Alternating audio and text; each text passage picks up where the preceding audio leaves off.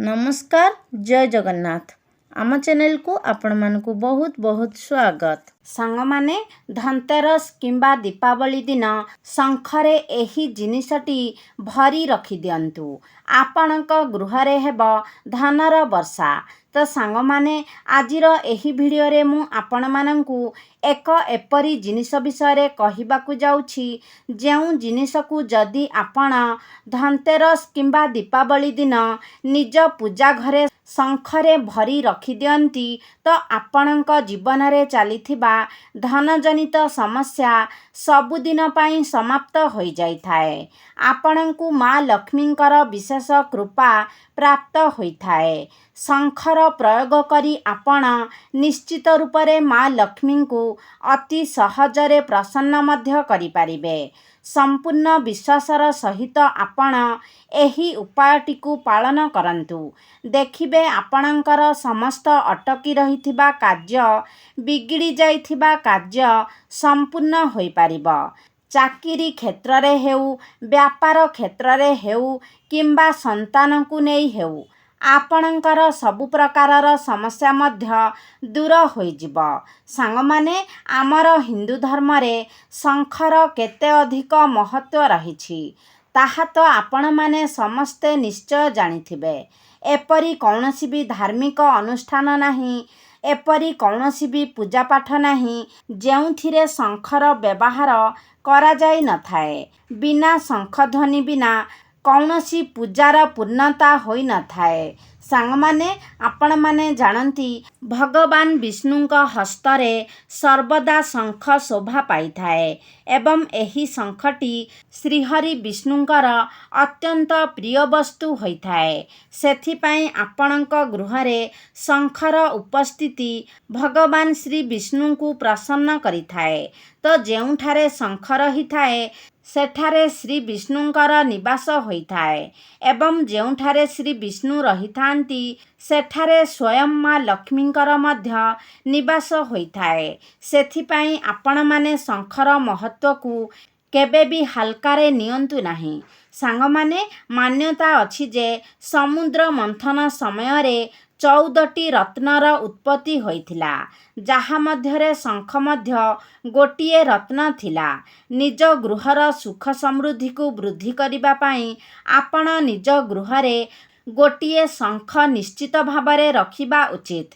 तो सांग माने आजिर एही भिडियो रे मु आपण मानकु कहिबाकु जाउछि धनतेरस किंबा दीपावली दिन राति रे आपण जदि शंखरे एही जिनिसटी भरिकी रखी देउछंती तो निश्चित भावरे आपणकर दुर्भाग्य सौभाग्य रे परिणत होई जिवो। आपणकर बंद भाग्यर ताला खोली जिवो। आपणक जीवन रे धनजनित समस्या सबुदिन पाई दूर होई जिवो।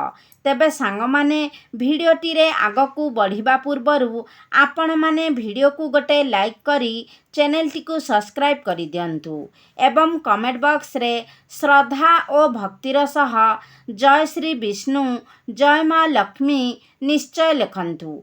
तेबे सांग माने एही वर्ष कार्तिक मासर त्रयोदशी तिथिर आरंभ 18 अक्टोबर 2 प्रहर 1:20 रु आरंभ हेउछि एवं एहार समापन 19 अक्टोबर दिन 1:54 रे समाप्त हेउछि।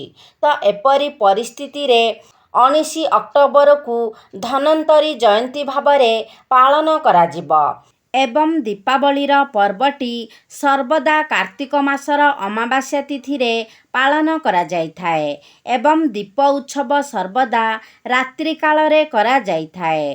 तेबे चलित वर्ष कार्तिक अमावास्या 20 अक्टोबर सोमवार दिन पड़ुछि।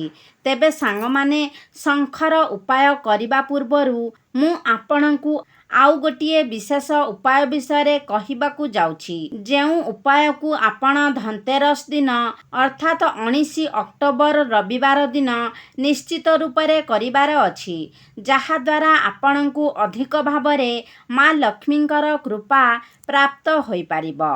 तो आपण एही दिन संध्या समय रे ओस्त गछ मूलरे सोरिष तेलर गोटिए चौमुखी दीप जालिबार अछि एवं दीपटी को आपण अटारे प्रस्तुत करिबे ଏବଂ ସେହି ଦୀପ ମଝିରେ ଆପଣ 2ଟି ଲବଙ୍ଗ ପକାଇଦେବେ।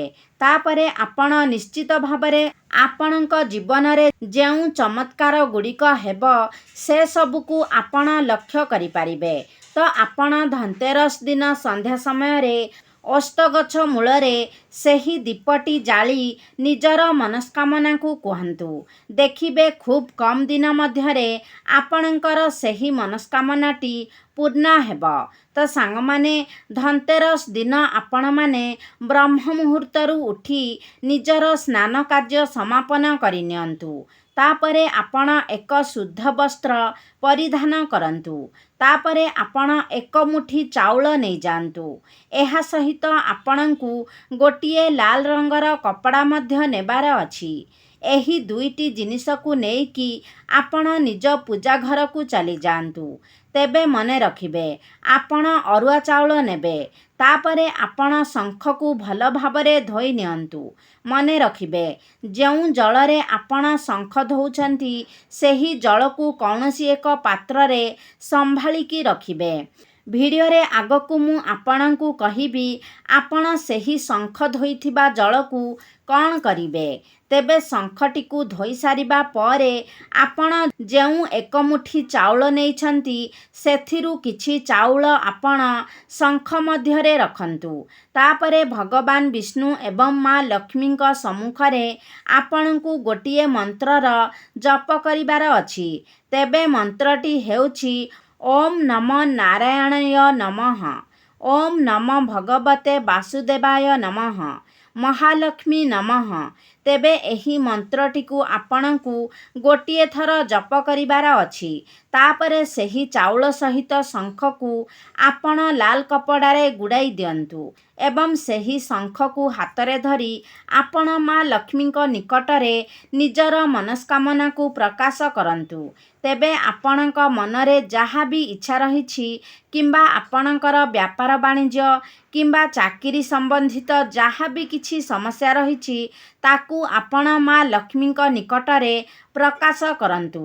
ତେବେ ଆପଣଙ୍କ ଜୀବନରେ ଯେକୌଣସି ପ୍ରକାରର ସମସ୍ୟା ହେଉ ସେହି ସମସ୍ୟାର ସମାଧାନ ପାଇଁ ଆପଣ ଏହି ଉପାୟଟି କରିପାରିବେ। ଏହା ଏତେ ପ୍ରଭାବଶାଳୀ ଉପାୟ ଅଟେ ଯାହା ଆପଣ ଭାବି ବି ପାରିବେ ନାହିଁ। ଗୋଟିଏ ଥର ଯଦି ଆପଣ ଏହି ଉପାୟଟିକୁ କରିନିଅନ୍ତି ତ ନିଶ୍ଚିତ ଭାବରେ ଆପଣଙ୍କର ମନସ୍କାମନା ପୂର୍ଣ୍ଣ ହୋଇଥାଏ।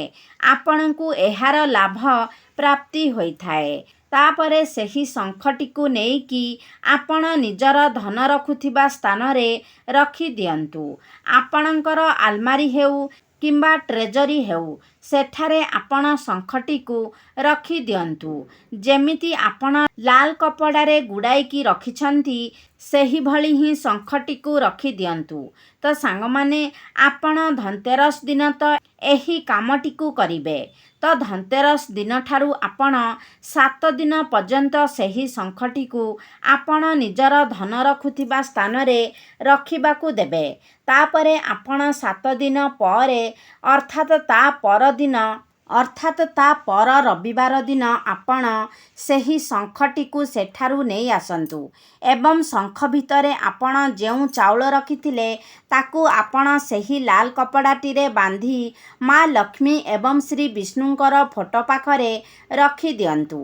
କିମ୍ବା ଆପଣଙ୍କ ଘରେ ଯଦି ପ୍ରତିମା ଅଛି ତ ପ୍ରତିମା ନିକଟରେ ରଖିଦିଅନ୍ତୁ। ଏହି 7 ଦିନ ଭିତରେ ଆପଣ ନିଜେ ହିଁ ଅନୁଭବ କରିପାରିବେ ଯେ ଆପଣଙ୍କର ଆର୍ଥିକ ସ୍ଥିତି କିପରି ସୁଧରିବାରେ ଲାଗିଛି ଏବଂ 7 ଦିନ ମଧ୍ୟରେ ନିଶ୍ଚିତ ଭାବରେ ଆପଣଙ୍କର ସମସ୍ୟାର ସମାଧାନ ହୋଇଯାଇଥିବ। ସାଙ୍ଗମାନେ, ଯଦି ଆପଣଙ୍କ ଉପରେ ଋଣ କରଜର ଭାର ବଢ଼ିଯାଇଛି କିମ୍ବା ପ୍ରତ୍ୟେକ ମାସରେ ଆପଣଙ୍କୁ ଋଣ ନେବାକୁ ପଡ଼ୁଛି ଏବଂ ଆପଣଙ୍କର ରୋଜଗାର ଏମିତି ଯେ ମାସର ଶେଷ ହେବା ପୂର୍ବରୁ ହିଁ ଆପଣଙ୍କର ଧନ ଖର୍ଚ୍ଚ ହୋଇଯାଉଛି ଏବଂ ମାସ ଶେଷ ବେଳକୁ ଆପଣଙ୍କ ପାଖରେ କୌଣସି ବି ଅର୍ଥ ବଞ୍ଚୁନାହିଁ ଏବଂ ସେଥିପାଇଁ ଆପଣଙ୍କୁ ଋଣ ନେବାକୁ ପଡ଼ୁଛି ଏବଂ ତାପରେ ଯେତେବେଳେ ଆପଣ ଆର ମାସର ପଇସା ରୋଜଗାର କରୁଛନ୍ତି ତାହା ଆପଣଙ୍କର ଋଣ ଶୁଝିବାରେ ଚାଲିଯାଉଛି, ତ ଏପରି ପରିସ୍ଥିତିରେ ମଧ୍ୟ ଆପଣ ଏହି ଉପାୟଟିକୁ ପାଳନ କରିପାରିବେ। ତ ଏବେ ଆସନ୍ତୁ ଆମେ ଜାଣିବା ଆପଣ ଶଙ୍ଖକୁ ଯେଉଁ ପାଣିରେ ଧୋଇଥିଲେ ସେ ପାଣିକୁ ଆପଣ କ'ଣ କରିବେ। ତେବେ ସେହି ଜଳକୁ ନେଇକି ଆପଣ ନିଜ ଘରର ପ୍ରତ୍ୟେକ କୋଣରେ ଛିଞ୍ଚି ଦିଅନ୍ତୁ। ଏହା ସହିତ ଘରର ମୁଖ୍ୟ ଦ୍ୱାରରେ ମଧ୍ୟ ସେହି ଜଳକୁ ଛିଞ୍ଚନ୍ତୁ। ଏପରି କରିବା ଦ୍ୱାରା ଆପଣଙ୍କ ଗୃହରେ ମା ଲକ୍ଷ୍ମୀଙ୍କର ବାସ ହୋଇଥାଏ। ଏହା ସହିତ ଆପଣଙ୍କ ଗୃହରେ ଥିବା ସମସ୍ତ ନକାରାତ୍ମକ ଶକ୍ତିଗୁଡ଼ିକ ମଧ୍ୟ ଆପଣଙ୍କ ଘରୁ ଚାଲି ଯାଇଥାନ୍ତି। ଗୃହରେ ସକାରାତ୍ମକ ଉର୍ଜାର ସଞ୍ଚାର ହୋଇଥାଏ। ଶଙ୍ଖଟି ଏତେ ପବିତ୍ର ଏବଂ ପ୍ରଭାବଶାଳୀ ହୋଇଥାଏ ଯାହାର ଉପାୟ ଆପଣଙ୍କୁ ନିଜ ଜୀବନରେ କିଛି ନହେଲେ ଥରଟିଏ କରିବାର ଅଛି। ତେବେ ସାଙ୍ଗମାନେ, ଏହା ଥିଲା ଶଙ୍ଖର ଅତି ସାଧାରଣ ଏବଂ ସରଳ ଉପାୟ। ଏହି ଉପାୟଟିକୁ ଯଦି ଆପଣ ଧନତେରସ ଦିନ ପାଳନ କରିନିଅନ୍ତି, ଏହା ଅତ୍ୟନ୍ତ ପ୍ରଭାବଶାଳୀ ହୋଇଥାଏ।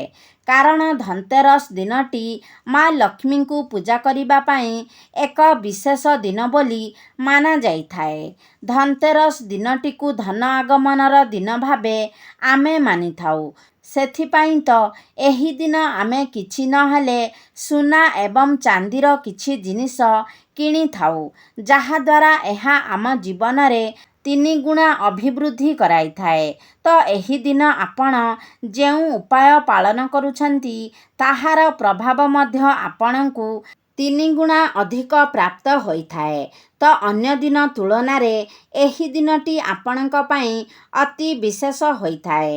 କାରଣ ଏହି ଦିନ କରାଯାଉଥିବା ପ୍ରତ୍ୟେକ କାର୍ଯ୍ୟ, ପ୍ରତ୍ୟେକ ଉପାୟ କିମ୍ବା ଏହି ଦିନ ଆପଣ ଯଦି କୌଣସି ଜିନିଷ କିଣୁଛନ୍ତି, ଏହା ଆପଣଙ୍କ ଜୀବନରେ 3 ଗୁଣା ଅଧିକ ଅଭିବୃଦ୍ଧି କରାଇଥାଏ। ସେଥିପାଇଁ ଆପଣମାନେ ଧନତେରସର ଏହି ପବିତ୍ର ଦିନରେ ଶଙ୍ଖର ଏହି ଉପାୟଟିକୁ ନିଶ୍ଚିତ ଭାବରେ ପାଳନ କରନ୍ତୁ। ଆପଣମାନେ ଭଲ ଭାବରେ ଜାଣନ୍ତି ଶଙ୍ଖଟି ପ୍ରଭୁ ବିଷ୍ଣୁଙ୍କର ଅତ୍ୟନ୍ତ ପ୍ରିୟ ଜିନିଷ। ତ ମା ଲକ୍ଷ୍ମୀଙ୍କର ବି ଏହା ପ୍ରିୟ ଜିନିଷ। ଏବଂ ଆପଣ ଏହି ଦିନ ଯଦି ମା ଲକ୍ଷ୍ମୀ ଏବଂ ଶ୍ରୀ ବିଷ୍ଣୁଙ୍କୁ ପ୍ରସନ୍ନ କରିନିଅନ୍ତି, ତେବେ ଆପଣଙ୍କ ଗୃହରେ ଧନ ଧାନ୍ୟ ସୁଖ ସମୃଦ୍ଧିର କେବେ ବି କମି ହୋଇନଥାଏ। ଆପଣଙ୍କ ପରିବାରରେ ଏକତା ବଢ଼ିଥାଏ। ସଦସ୍ୟମାନଙ୍କ ମଧ୍ୟରେ ବୁଝାବଣା ଭଲ ରହିଥାଏ ଏବଂ ଆପଣଙ୍କ ପରିବାରରେ ସୁଖ ସମୃଦ୍ଧି ଏବଂ ଧନଧାନ୍ୟର ମଧ୍ୟ ଅଭିବୃଦ୍ଧି ହୋଇଥାଏ। ତେବେ ସାଙ୍ଗମାନେ, ଏହି ଉପାୟଟି ଆପଣ ନିଜେ ପାଳନ କରିବା ସହିତ ଆପଣଙ୍କ ଘରର ପ୍ରତ୍ୟେକ ସଦସ୍ୟଙ୍କୁ ମଧ୍ୟ ଏହା ଜଣାନ୍ତୁ। ତେବେ ସାଙ୍ଗମାନେ, ଆଶା କରୁଛି ଆଜିର ଭିଡ଼ିଓଟି ଆପଣମାନଙ୍କୁ ନିଶ୍ଚିତ ଭାବରେ ଭଲ ଲାଗିଥିବ। ଯଦି ଭଲ ଲାଗିଛି ତାହେଲେ ଲାଇକ୍ କରନ୍ତୁ, ସେୟାର କରନ୍ତୁ। ଆମ ଚ୍ୟାନେଲକୁ ଯଦି ସବସ୍କ୍ରାଇବ୍ କରିନାହାନ୍ତି ତାହେଲେ ସବସ୍କ୍ରାଇବ୍ କରିଦିଅନ୍ତୁ।